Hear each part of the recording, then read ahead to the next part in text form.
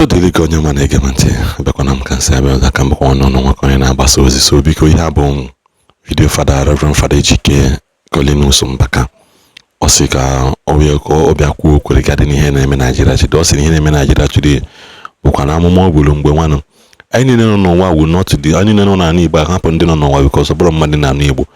Anyị niile nọ n'ala Igbo anyị ma mgbe Mbaka na hammer heavily on bad government. You will never dispute that fact, and Mbaka hammer very well on bad government. I made a video saying Buhari is a prayer answer. Buhari is a prayer answer. Who knows if Buhari actually came in to save Nigeria, but he was actually changed by Nigeria. You never can tell. Madu mweki bia ko zom madu debe na zom madu zobaziam azobakuzi gị ndụ like onye mma chọrọ m ịkpọ afa. Olu ebe mmadụ nwere accident, mmadụ merụrụ arụ. Olu ebe afọ na na-eti onye ahụ emergency mogo ha ka ejichi ike chikwata ọbara before ejebe ụlọọgwụ. Oluzie dị nyanwakwu fenti ya. So hapụzi onye a na-azọ zọwakwa onye bụ ịbịazọ mmadụ ndụ. So you never can tell whether na Buhari ọ bụ ịbịazọ Nigeria ndụ, Nigeria convert ya zọwakwuzie ya ndụ. You have to go that kind of thing. Because now, as I'm still maintaining my ground, also I want people to be a Nigerian government today. The way the system has been designed, it will be a manchitaja or manchitaja. You can money use somebody the ruggedity, because you correct the abnormality, or correct the abnormality. There are no people that batazia or no batazia. We're making we stabilize the whole thing. Can Nigeria we're blogging and salibo. But as the way the system is now, Bolo sent by idea, he will be forced to rebel. That is it. So I want to know man Mbaka it Maka bad government. Uti the away where odo chimaroke Bopotigba, Quachimaroke, Cochimoke, Amaramo, my manachi Maroke, Chimoke, Mbadino, Chimaroke, Amaramon Kobabu. Odol Hago Gumba, I need in cassette. Ike kata cassette or coil wepete kwa nisi. Mazi kita amari hechukuna mela hao. Mbaha iwene mpagi wene ge cassette. We gbanyụọ ya pụba. We na chi ato kwụsị video zi ebe ahụ otilia or ọbụna ije gine ihe na-enye nweke ọbụna ije record te egwu na FM. Iwe pia cassette o we coil wa or play kata message Mbaka na cassette. We no mbaha egwu Two Face na egwu no. Or Plantation Boys mba we no ya ki record ta na FM ya apia gida hadi. So na unu maazi kita amari ihe chukwu na mela kita unu nwe mobile phone when FM was our jam box at that time.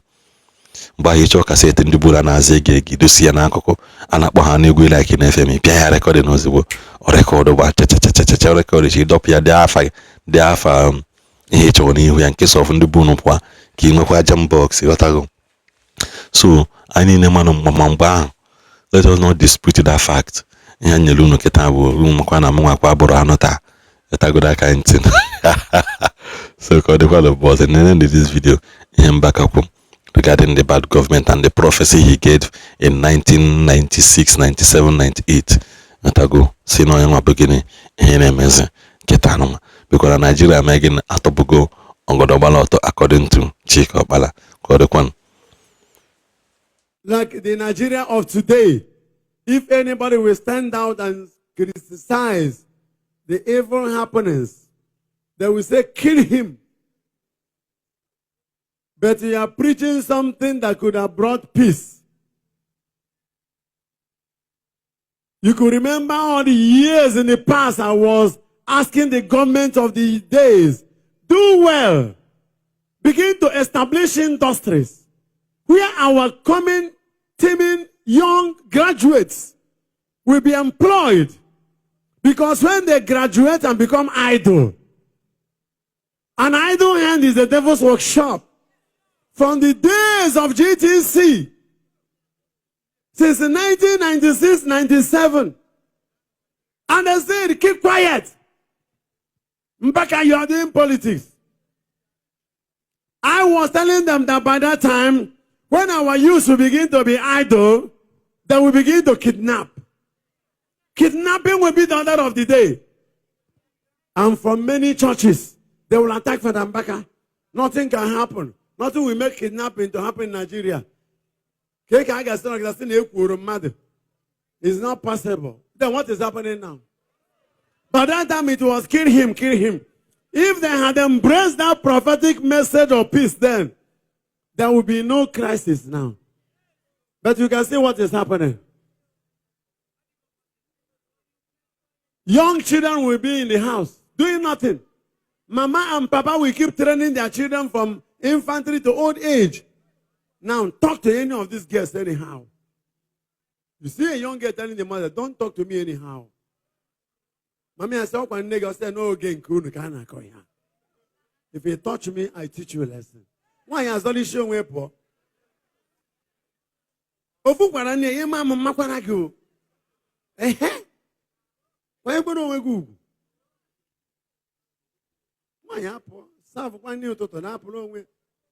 Ona te kwa na mgbedo kwa kitchen. Nke nwoke apo ma onye na-agwazi mmadụ ebe ọ na-aga na ebe ọ na-alụ. O soro ibia pita ihe a na-apịta. Ofu sị na nwa nkerekwa ya chukwu na nwa ya na-apịtazikwa. Na nwa ya sozi apịta. Ọ bụ na ọ pịtakwa, ọ bịala ụlọ, nwaanyị eje ihe Thanksgiving. Na Chineke lụrụ ọrụ ebube. Nwana awa jụọ nwa gị ebe ka ego si. Agụ ewe egbuo gị n'ụwa ị bịara. Ịjụta isi nkịtị ji na-agba ya megịnị. Ọ bụla otu obodo dị, ọ ya ka ha na-ekwu ozi ọma ọgba aghara. Ebughị nke ama mbụ gasị gị nabata ya. Isizi na ọ bụrakwa eziokwu. Ọba aghara ebido. Ebo nwunye nwa ihe ọmarọ. Nwaanyị asị na ọ bụrụkwa eziokwu asị there, leave this house. Leave this house. Nne di na nwunye nwa ebido fiawa. Ka nkwukwe nke bụ eziokwu na egbe na ihe di m na-asị chọrọ si ebe a na. Ọba aghara everywhere. Onye ọ na-emebere ama nghọta. Ebuchi ego ọnụ kwuchi ego ọnụ.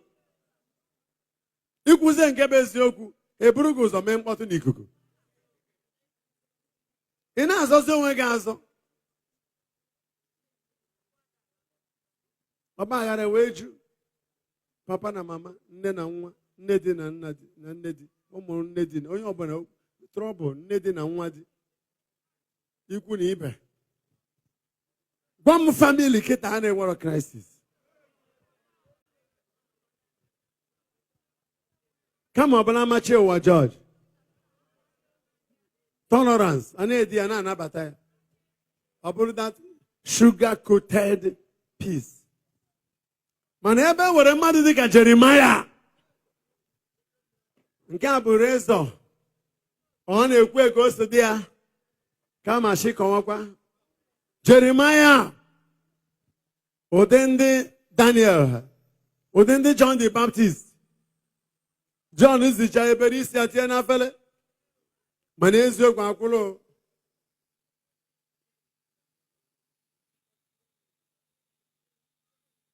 Amen. So na anyị na-arịọ Chineke taa ka o wetara anyị amara. Amara. Nwere onwe. Mgbe ị ga-ahụta onwe gị n'ebe ị na-ekwesịrị ịhụ onwe gị. So I'm not going to dabble much into the kind of peace, crisis or no crisis. Maka mbanye na ya, a ga-enwe problem. Obi m agwago m, put out from that side.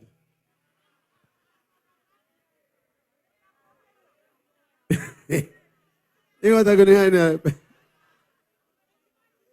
Nkwo ya ka anyị gaghị ekwe social media aghọrọ ọkụ echi na mgbede taa sef. Anyị maka na ọgba aghara a na-agwa gị ebe o jere bata ọ na-atakwa isi mmadụ.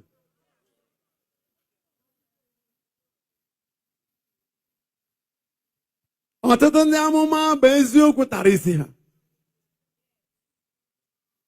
Ọ mgbe ha nwụchaziara asịwazie na ha mekwara ọfụma.